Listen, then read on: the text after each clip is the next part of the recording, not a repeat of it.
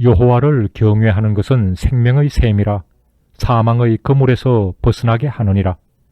하나님의 은혜로운 말씀으로 이 시간을 활짝 열어봅니다.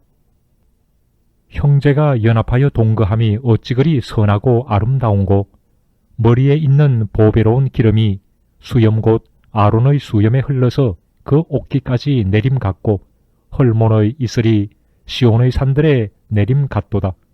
거기서 여호와께서 복을 명하셨나니 곧 영생이로다. 시편 133편에 나오는 복되신 하나님의 말씀입니다. 당신은 교제와 연합의 중요성을 알고 계십니까? 예수 그리스도를 믿는 믿음 안에서 가지는 성도의 교제와 연합은 너무나 중요해서 교회의 4대 기능 가운데 하나로 꼽힐 정도입니다. 시편 133편은 이 같은 성도의 교제를 통한 은혜와 축복을 노래하고 있습니다. 형제가 연합하여 동거함이 어찌 그리 선하고 아름다운고 이 아름답고 선한 성도의 교제에 꼭 필요한 것이 무엇일까요? 첫째는 기름이요, 둘째는 이슬이라고 시인은 고백합니다. 기름은 제사장을 거룩하게 구별시키는 의식 때 사용되었고 기쁨과 즐거움의 상징이기도 합니다. 그리고 사람의 얼굴을 윤택하게 하는 것이 기름입니다. 무엇보다 기름은 성령님의 상징입니다. 이슬은 무엇일까요? 새벽에 내리는 이슬로 인해 만물이 소생함을 받습니다. 사막에서 자라는 관목들조차 새벽의 이슬을 받아먹고 자라고 꽃을 피고 열매를 맺어갑니다. 이처럼 이슬은 우리의 영혼을 소생시키는 하나님의 말씀과 하나님의 은혜를 가리킵니다. 하나님의 교훈은 내리는 비와 같고 하나님의 말씀은 맺히는 이슬과도 같기 때문입니다. 성도의 교제가 살아있고 생산적이 되려면 이 두 가지 요소가 반드시 필요합니다. 서로가 서로를 말씀으로 격려하고 세워주는 관계가 형성이 되고 성령의 은사를 사용하여 성령의 열매를 맺어갈 때 성도의 교제가 이루어지게 됩니다. 머리에 있는 보배로운 기름이 수염 곧 아론의 수염에 흘러서 그 옥기까지 내림 같고 헐몬의 이슬이 시온의 산들에 내림 같도다. 아무리 사람이 많이 모여도 기름으로 상징되는 성령 안에서의 교제가 아니라면 그것은 성도의 참된 교제라 할 수 없을 것입니다.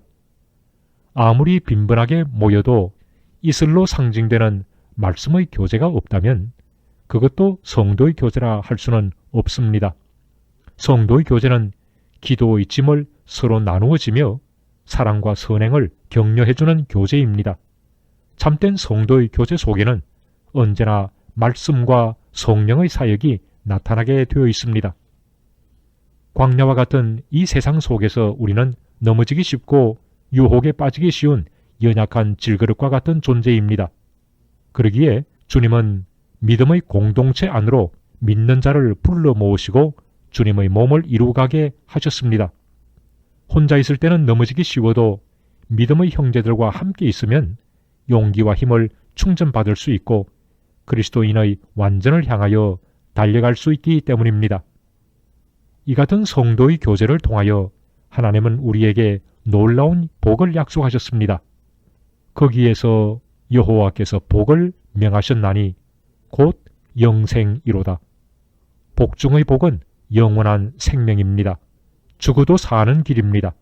이 영생의 축복은 예수님을 믿음으로 받게 되는 복이며 믿음의 형제들과 함께 영원토록 누리게 될 복입니다. 21세기에 이 땅에 서 있는 모든 교회는 성도의 교제를 회복해 가야 하겠습니다. 불신의 벽을 깨뜨리고 믿음의 공동체로 우뚝 서야 합니다. 절망의 늪에서 빠져나와 소망의 공동체로 우뚝 서야 합니다. 무관심의 장벽을 허물고 사랑의 공동체로 우뚝 서야 합니다. 그럴 때 이 사회가 밝아지고 이 국가가 살아나게 될 것입니다. 형제가 연합하여 동거함이 어찌 그리 선하고 아름다운고 거기서 여호와께서 복을 명하셨나니 곧 영생이로다. 찰스 웨슬리는 성도의 교제를 이렇게 노래했습니다. 큰 은혜로 묶어주신 구주를 기리자 한 마음으로 한 주님을 찾으라 하신다. 주 은혜로 하나 되어 부르심 따라서 영광스런 소망 중에 나가라 하신다. 하나 되는 그 기쁨과 그 평화 누리니 주님 주신 기쁨과 평화 비할 데 없으라. 주 안에서 맺은 사귐 이처럼 좋거든 주님 보좌 앞에서는 얼마나 기쁘랴. 점점 사랑이 메말라가는 이 세상에서 예수님을 믿는 한 믿음 안에서 성도의 교제를 나누면서 다시 오실 주님을 맞이할 준비하는 은총의 삶이 되시기를 주 예수님의 이름으로 축원합니다.